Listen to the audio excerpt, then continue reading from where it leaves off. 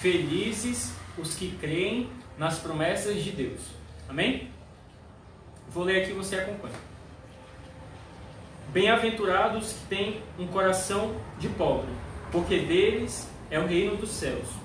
Bem-aventurados os que choram, porque serão consolados. Bem-aventurados os mansos, porque possuirão a terra. Bem-aventurados os que têm fome e sede de justiça, porque serão saciados. Bem-aventurados os misericordiosos, porque alcançarão a misericórdia. Bem-aventurados os puros de coração, porque verão a Deus. Bem-aventurados os pacíficos, porque serão chamados filhos de Deus. Bem-aventurados os que são perseguidos por causa da justiça, porque dele é o reino dos céus. Bem-aventurados sereis quando vos caluniarem, quando vos perseguirem e disserem falsamente todo mal contra vós, por causa de mim.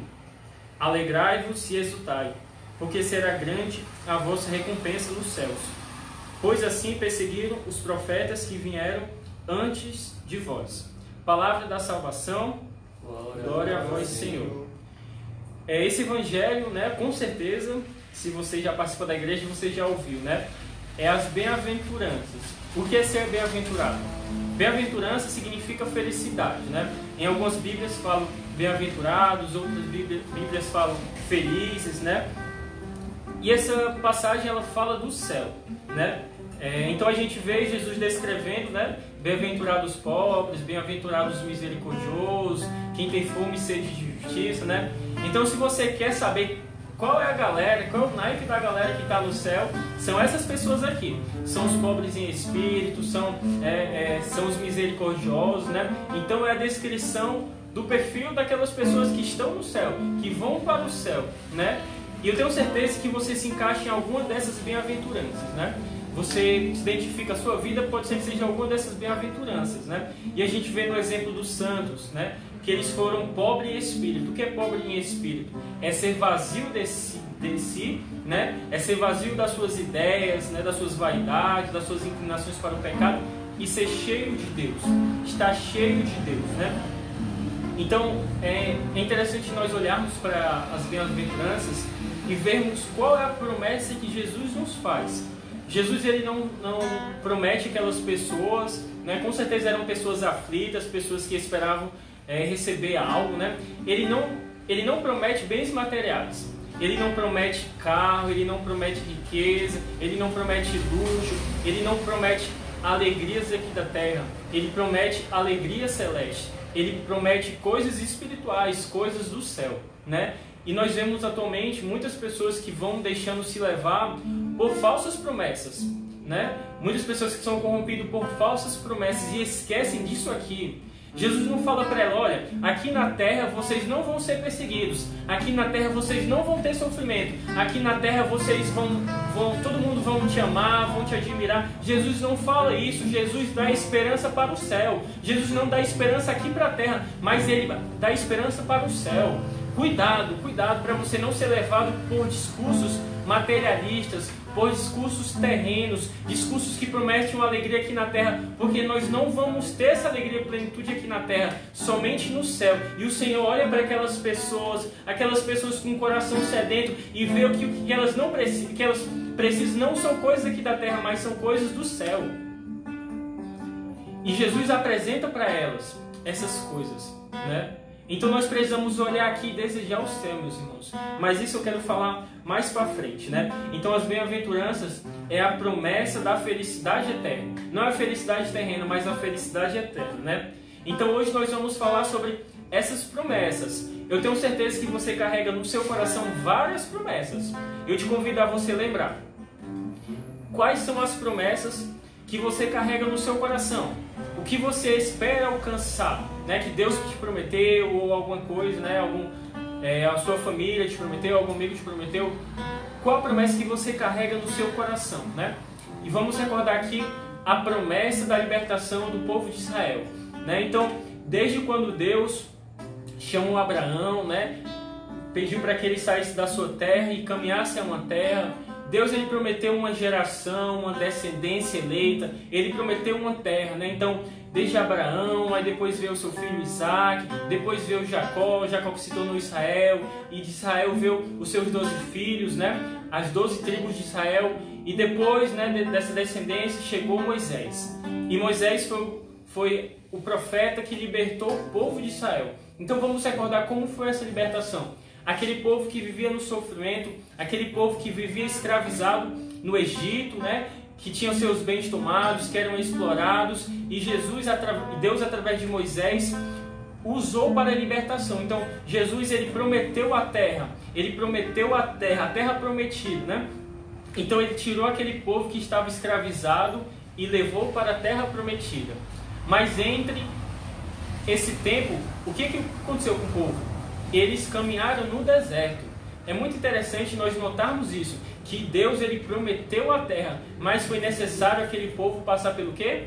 Pelo deserto. E o que significa o deserto? Significa a purificação, significa a libertação da alma. E é interessante nós olharmos para esse deserto, né? E vermos o tanto de tempo que aquele povo ficou no deserto.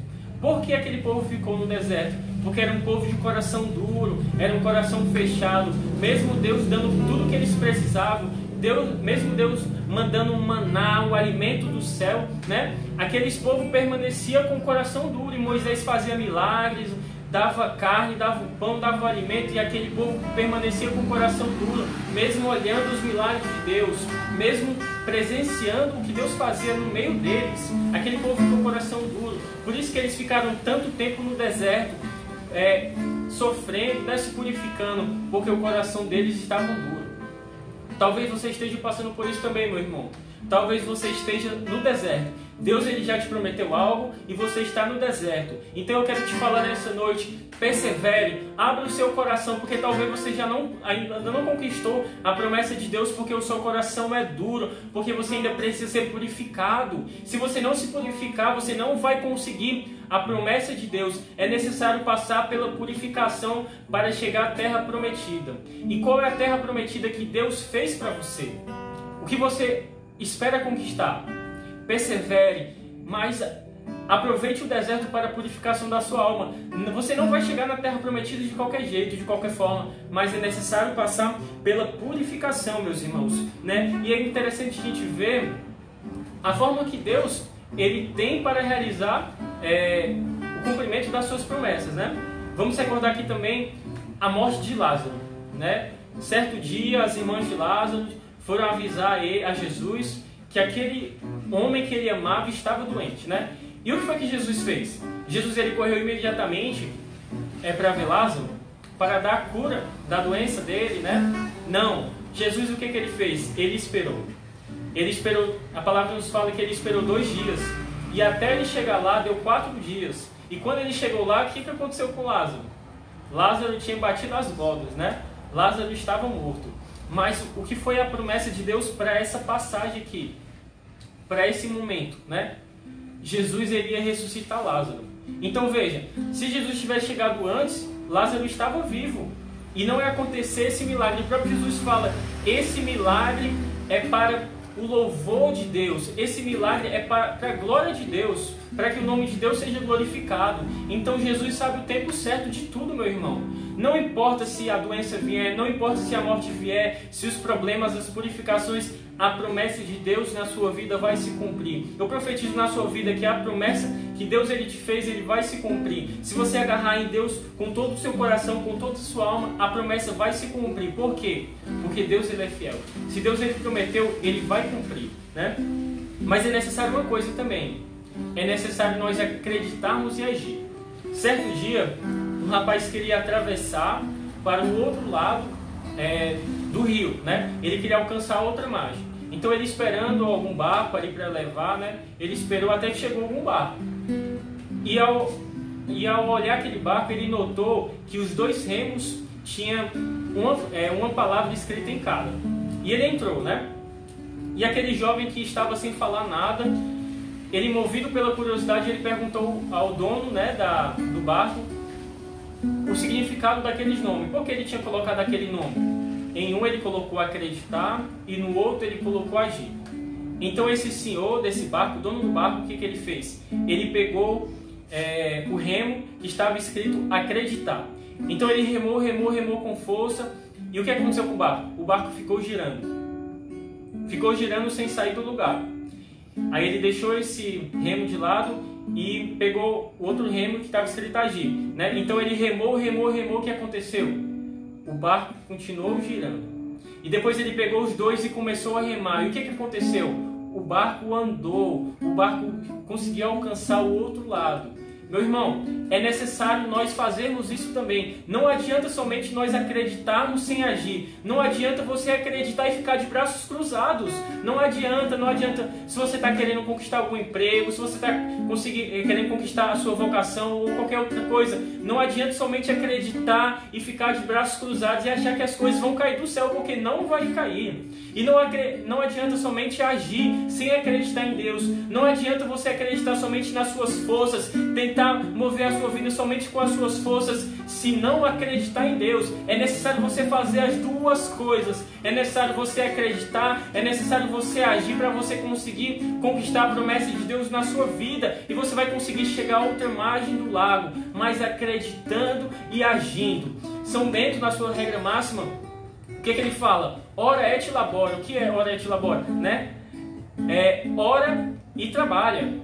Ora, né? Acredita em Deus, conversa com Deus, mantenha a sua fé em Deus e trabalha, segue a tua vida, porque Deus ele vai te abençoar, né? A sua bênção vai chegar, meu irmão, mas é necessário você acreditar e você agir, né? Ao olharmos a vida dos santos, o que nós vemos? Os santos perseguidos, os santos que eram caluniados, os santos que eram taxados de louco. E qual era a posição dos santos, né? Como era a forma que eles viviam? Alegres. Eles viviam serenos. Por quê? Porque eles acreditavam na promessa de Deus. Ao olharmos a vida do Padre Pio, a gente vê aquele homem que tamanho sofrimento físico, né? Com os estigmas do Senhor, aqueles estigmas que jorravam sangue, né? As perseguições que ele sofria, meu Deus, quanto sofrimento. E quando as pessoas iam visitar o Padre Pio, quando as pessoas iam conversar com ele, as pessoas falavam: nossa, que homem sereno, nossa, que homem alegre, nossa, que homem com afeição bonita. Por quê? Porque o coração dele estava cheio de confiança em Deus. Ele não vivia mergulhado naquelas preocupações a ponto de abalar a fé dele, mas ele continuava em frente, ele continuava com a graça de Deus, acreditando que a hora ia chegar, aquilo que ele esperava ia chegar, né? Então é necessário, meus irmãos, nós temos três coisas: fé, esperança e perseverança. Santo Agostinho nos fala assim: se não podes entender, crê para entender. A fé precede, o intelecto segue. Vou repetir: se não podes entender, crê para que entendas. A fé precede, o intelecto segue. A fé vem antes do que eu entender. Quantas coisas na nossa vida nós não entendemos, né? E se nós não formos movidos pela fé, pela confiança em Deus, nós não vamos conseguir alcançar nada, né? Quando a dificuldade chega na nossa vida, se nós não precedermos com a fé, a nossa inteligência ela não vai entender, porque a nossa inteligência vem depois. A fé é a certeza daquilo que espera. A fé é a certeza daquilo que não é, que nós não vemos, né? A fé é a certeza daquilo que não se vê. E é necessário também a esperança, né? Mas e quando nós olhamos para a esperança, quando nós levamos para a nossa vida, acontece algo assim extraordinário, que é: nós odiamos esperar, porque a espera é uma voz que grita dentro de nós: você não está no controle. Meus irmãos, nós odiamos esperar. Nós queremos tudo no agora. Nós queremos tudo no hoje. Nós odiamos esperar, meus irmãos. Por quê? Porque a espera é uma voz que grita dentro do meu coração: você não está no controle. Você não pode mover a situação. E se eu não tiver com o coração em Deus, eu vou desistir. Eu preciso esperar com confiança em Deus. Eu preciso esperar que as promessas de Deus se cumpram, mas com uma posição de confiança em Deus, né? De esperar com confiança em Deus. E perseverança. Para que a promessa se cumpra, é necessário perseverar. Eu falei aqui da terra prometida, que o povo ficou no deserto. E quantas pessoas não entraram na terra prometida? Porque não perseveraram. É necessário perseverar, é necessário eu acreditar. Em Romanos 5 fala que o sofrimento produz o quê? A paciência. Quando nós sofremos, isso vai gerando em nós a paciência.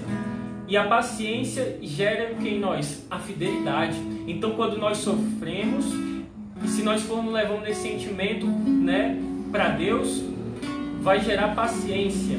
E a paciência vai gerar esperança.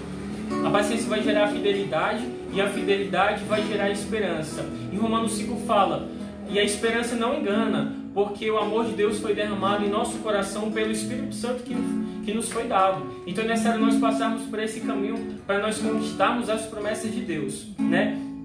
E aqui eu queria falar para você da promessa que o Senhor especial, Ele quer nos fazer hoje. Nós lemos o que? As bem-aventuranças. O que Jesus promete nas bem-aventuranças? O céu. A maior promessa, meu irmão, que você deve ter na sua vida é o céu. Você deve desejar o céu. Você deve querer o céu. E tem um testemunho muito bonito, que é do padre Herman, né?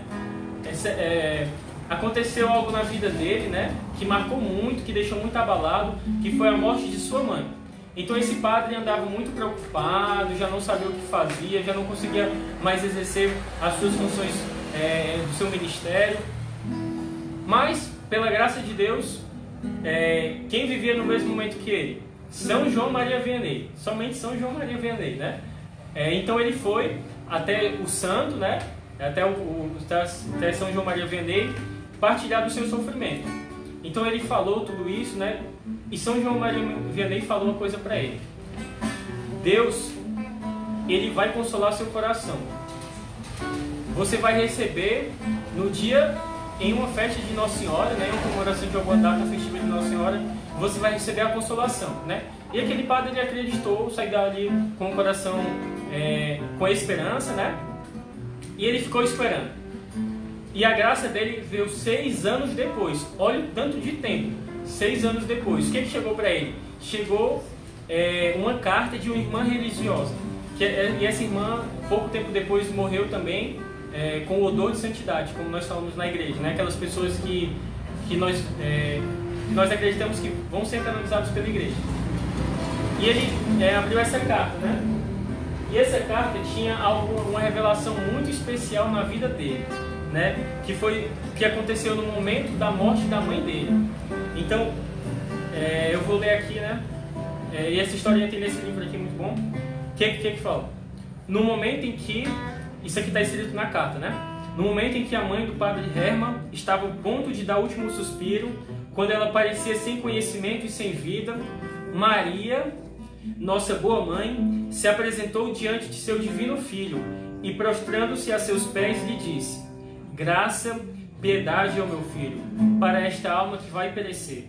Ainda um instante e ela estará perdida para a eternidade, né? Essa mãe, ela não era católica, ela era judia, né? Então ela não exercia a fé dela, né, em Cristo, né?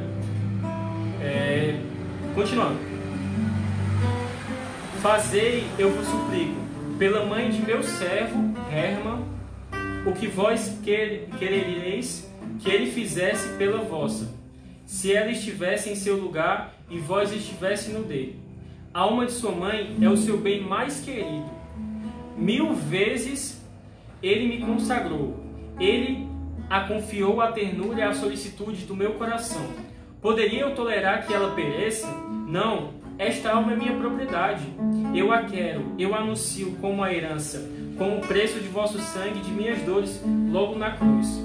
Logo que a divina suplicante tinha cessado de falar, uma graça forte e poderosa saiu de todas as graças do coração adorável de nosso Salvador e veio iluminar a alma da pobre judia, a triunfar instantaneamente de sua obstinação e de suas resistências. Esta alma se voltou imediatamente com uma amorosa confiança para aquele cuja misericórdia a perseguia até entre os braços da morte e lhe disse: ó Jesus, Deus dos cristãos, Deus que meu filho adora, eu creio e espero em vós, tem piedade de mim. Olha, meus irmãos, olha que graça, olha que graça. No momento, no instante da morte daquela serva, Deus, ele consagrou Deus, Ele concedeu essa graça ao seu filho, ao seu padre. Eu te pergunto, o que é que você reza todos os dias? O que é que você reza?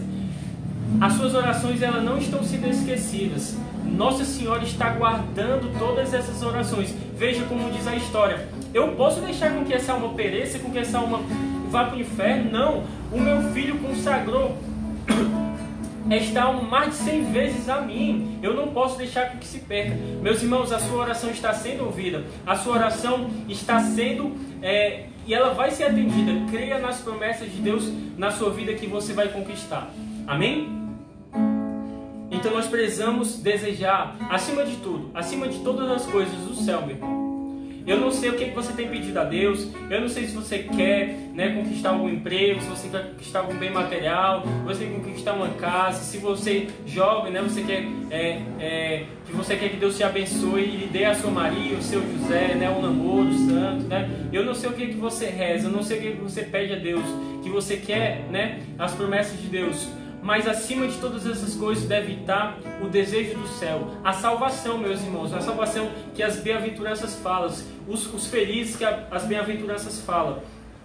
Em Marcos fala assim: o que adianta ganhar o mundo inteiro e perder sua alma? Não adianta nada você ter tudo aqui, você ser doutor, você ter o melhor emprego, você ser reconhecido pelas pessoas, se você perder a sua alma. E São Felipe Neri fala assim: quem não procura salvar sua alma é um louco. E Santo Agostinho nos fala: o que me importa viver bem se eu não puder viver para sempre? Amém? Eu te convido a você colocar a mão no seu coração.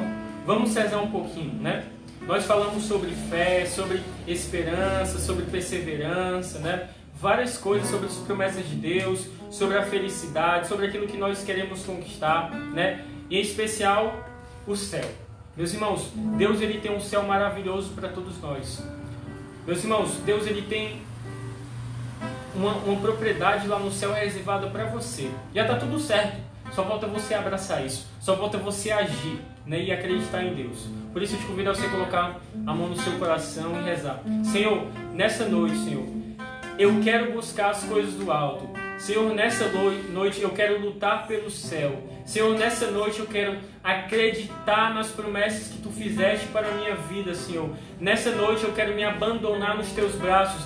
Senhor, a minha fé que estava abalada, a minha fé que estava lá no chão, a minha fé que eu já não tinha mais esperança de nada. Senhor, eu te peço, dai-me a fé, Senhor, dai-me a graça, dai-me a coragem para que eu possa seguir em frente, Senhor, para que eu possa ter forças também para agir, Eu te peço, Senhor Jesus, pela Tua infinita misericórdia, venha meu auxílio, porque eu sou fraco, porque eu sou miserável, porque sozinho eu não posso nada, Senhor. Eu te peço, eu sei que Tu tem um céu preparado para mim, e eu te peço nessa noite a graça de esperar. Eu posso estar vivendo no deserto, Senhor, eu não tenho forças mais no deserto, eu te peço força, Senhor, para que eu possa enfrentar o deserto, e esse deserto purificar o meu coração, esse deserto lavar a minha alma, para que eu não chegue na terra prometida de qualquer modo, mas que eu chegue puro, Senhor. E essa pureza eu só vou conquistar com o Teu coração, com o Teu Santo Espírito.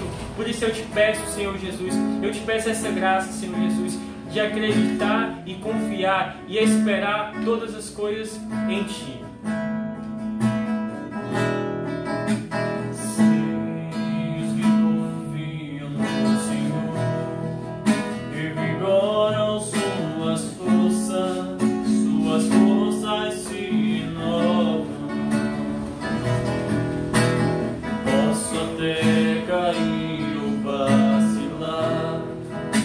Consigo levantar, pois recebo dele as